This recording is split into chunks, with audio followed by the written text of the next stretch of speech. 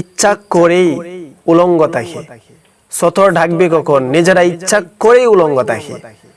ওই যুবক সাহাবী যখন এই দৃশ্যটা দেখলো, হাতের কাছে তলোয়ার, সে যখন দেখলো তার একজন মুসলিম বোনের ইজ্জত একজন ইহুদি লুণ্ঠন করার চেষ্টা করছে, ইফটিজিং করছে আমরা যাকে বলি, তখন ওই যুবক সাহাবী ওই ইহুদিটাকে তার হাতের তলোয়ার দ্বারা আঘাত করে গর্দান দ্বিখণ্ডিত করে ফেললো।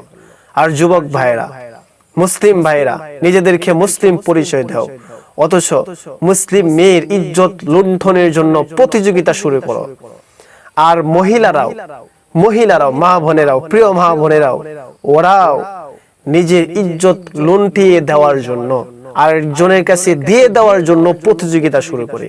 রাস্তার মধ্যে এমন পোশাক পরে বাহির হয়, যেই পোশাক পরা না পরা সমান কথা, একই কথা, পোশাক পরা না পরা। সুতরাং নিজেকে যদি